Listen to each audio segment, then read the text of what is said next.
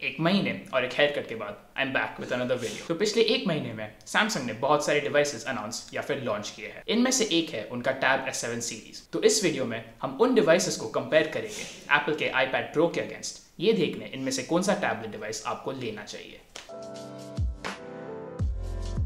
तो इस कंपैरिजन को हम शुरू करेंगे इन डिवाइसेस के डिजाइन के साथ। एक तरीके से ये चारों डिवाइसेस बहुत सिमिलर दिखते हैं, लेकिन इनके डिजाइन में एक फर्क जो आप देखोगे वो है इनके एस्पेक्ट रेशियो में। अगर आप इन टैबलेट्स को एक पोर्ट्रेट ओरिएंटेशन में पकड़ते हो, iPads आपको ज्यादा वाइड और कम लंबे दिखेंगे, whereas सैमसंग के टैबलेट्स ज्यादा नैरो और ज्यादा लंबे रहते हैं। तो इस फिजिकल डिफरेंस की वजह से एप्स आपको जो कंटेंट दिखाएंगे वो भी अलग होता है। और इसके अलावा इन चार डिवाइसेस पे आपको एक क्वाड स्पीकर सेटअप देखने मिलता है, ऊपर की तरफ 2 और नीचे की तरफ 2 along with a USB-C port. और iPad के साथ सिक्योरिटी के टर्म्स में आपको फेस आईडी मिलता है, whereas सैमसंग के Tab S7 के साथ आपको एक पावर बटन में इंटीग्रेटेड फिंगरप्रिंट सेंसर और S7 Plus के साथ एक अल्ट्रासोनिक फिंगरप्रिंट सेंसर मिलता है।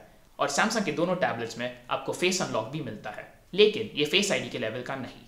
आप में से जो इन टैबलेट्स के कैमरा स्पेक्स में इंटरेस्टेड हो, मैं उन्हें यहाँ पे छोड़ देता हूँ। क्योंकि ये top of the line tablets है, इनके रेयर कैमरास के साथ आप एक स्टैंडर्ड परफॉर्मेंस एक्सपेक्ट कर सकते हो। तो आपके स्कैन्स या फिर आपके फोटोज अगर आप ले रहे हो, डेफिनेटली हाई क्वालिटी के रहेंगे। एक चीज जहाँ पे मैं फोकस करना चाहता हूँ वो है इनके फ्रंट कैमरा प्लेसमेंट्स। सैमसंग के टैब में आपको लैंडस्केप ओरिएंटेशन में एक सेंटर्ड कैमरा मिलेगा, iPad के साथ ये लेफ्ट साइड पे रहता है। तो आप में से जो लोग अगर एक सेंटर्ड कैमरा प्रेफर करते हो अपने वीडियो कॉलिंग के लिए, सैमसंग का टैब डेफिनेटली iPad के ऊपर यहाँ पे एक एडवांटेज मेंटेन करता है। तो इसी के साथ हम आते हैं इन डिवाइसेस के डिस्प्लेस पे। मैं आपको पहले ही बता देता हूँ, Tab S7 Plus में आपको ये चार डिवाइसेस में से सबसे बेस्ट डिस्प्ले मिलेगा, क्योंकि ये एक 120Hz सुपर एमोलेड पैनल है। सेकेंड पोजीशन में आता है iPad Pro अपने लिक्विड रेटिना डिस्प्ले के साथ, और लास्ट में सैमसंग का Tab S7 जिसके ऊपर एक TFT LCD पैनल है। TFT पैनल्स जनरली मार्केट में ज्यादा खास नहीं माने जाते, तो अगर विजुअल एक्सपीरियंस आपके लिए बहुत इंपॉर्टेंट है, मैं आपको Tab S7 को इमीडिएटली रूल आउट करने बोलता हूँ, और इसके जगह आप शायद से Tab S6 को भी कंसिडर कर सकते हो।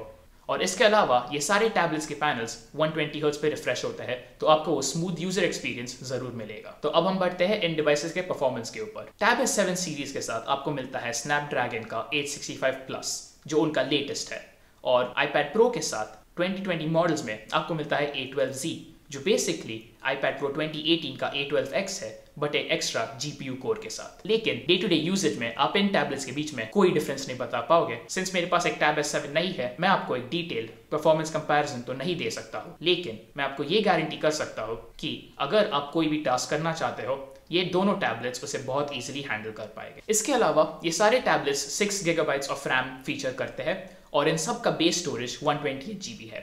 एप्पल डिवाइसेस के साथ आप और हायर स्टोरेज वाले वेरिएंट्स खरीद सकते हो, लेकिन सैमसंग के साथ ये आपको ऑप्शन नहीं है।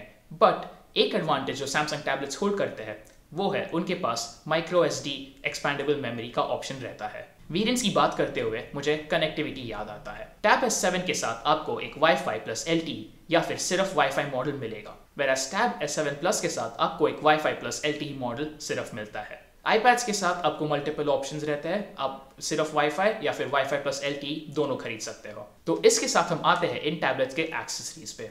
ये टैबलेट्स खुद से ही बहुत केपेबल डिवाइसेस है, लेकिन जब इनके एक्सेसरीज के साथ आप इन्हें पेयर करते हो, इनका यूजेबिलिटी एक अलग लेवल पे पहुंच जाता है।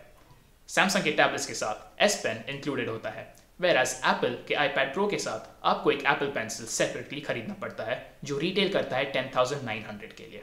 मैंने रिसेंटली एक एप्पल पेंसिल खरीदा है, और मैं ऑलरेडी अपने iPad को पहले से ज्यादा इस्तेमाल करना शुरू कर चुका हूँ। कीबोर्ड एक्सेसरीज की बात करते हुए, दोनों कंपनी अपने खुद के कीबोर्ड कवर्स भी सेल करते हैं। सैमसंग का कीबोर्ड कवर एक 2-पीस सेट है, जिसमें मिलता है आपको एक लेदर बैक प्लेट और एक डिटैचेबल कीबोर्ड। 11 इंच वाले मॉडल में आपको फंक्शन कीज नहीं मिलेंगे, whereas 12.4 इंच वाले में आपको फंक्शन कीज मिलते हैं, लेकिन ये दोनों कीबोर्ड्स बैकलिट नहीं है। एप्पल के iPad Pro सीरीज के साथ आपके पास 2 ऑप्शंस है, एक उनका स्मार्ट फोलियो और दूसरा उनका मैजिक कीबोर्ड। उनका स्मार्ट फोलियो एक पूरे रबर और फैब्रिक टाइप मटेरियल से बना हुआ है, whereas उनका मैजिक कीबोर्ड बाहर वही सिलिकॉन या फिर रबर टाइप मटेरियल यूज करता है और अंदर की तरफ प्लास्टिक कीज। लेकिन एक एडवांटेज जो मैजिक कीबोर्ड सैमसंग के कवर्स के ऊपर होल्ड करता है वो है उसका एक्स्ट्रा USB-C पोर्ट और उसके बैकलिट कीज। फिर से पेंसिल एक्सपीरियंस की बात करते हुए, दोनों S Pen और एप्पल पेंसिल एक 9 मिलीसेकंड लेटेंसी फीचर करते हैं।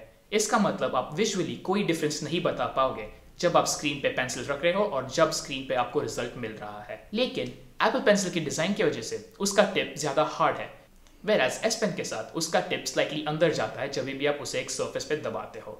तो अगर आपके लिए इन टैबलेट्स के साथ पेंसिल एक्सपीरियंस एक बहुत इंपॉर्टेंट चीज है तो मैं रेकमेंड करता हूँ कि आप एक स्टोर में जाके ये दोनों डिवाइसेस को ट्राई कीजिएगा।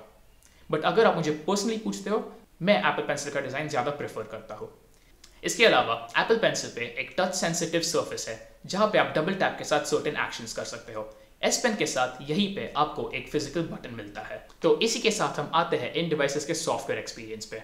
इधर एंड्रॉइड वर्सेस iOS के बारे में बात करने के जगह मैं फोकस करूंगा इन डिवाइसेस के future proof nature, app ecosystem और थोड़े एडिशनल सॉफ्टवेयर फीचर्स पे। तो यहाँ पे सबसे अच्छी बात यह है कि आप इन सारे टैबलेट्स के साथ अगले 3 साल के लिए मेजर सॉफ्टवेयर अपडेट्स एक्सपेक्ट कर सकते हो। iPads के साथ आप थोड़ा और एक्सपेक्टेशन रख सकते हो कि आपको और 2 साल अपडेट्स मिल सकते हैं, लेकिन मैं ये सैमसंग के लिए नहीं कह सकता। अगर लॉन्जेविटी आपके लिए एक इंपॉर्टेंट चीज़ है, iPad मोस्ट लाइकली वो डिवाइस है जो आपको खरीदना चाहिए।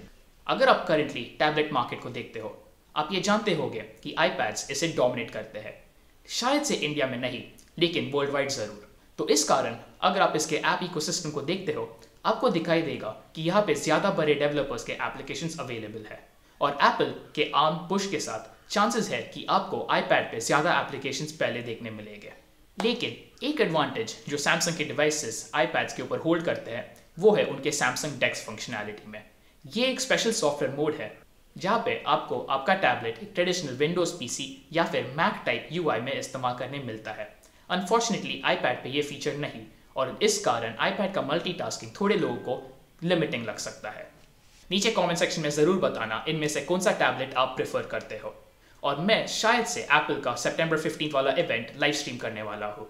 तो अगर आप ऐसे मेरे साथ देखने में इंटरेस्टेड हो, make sure to tune in जब आपको नोटिफिकेशन दिखेगा। And if you are new, don't forget to leave a like and subscribe. और मैं मिलूंगा आपसे नेक्स्ट टाइम।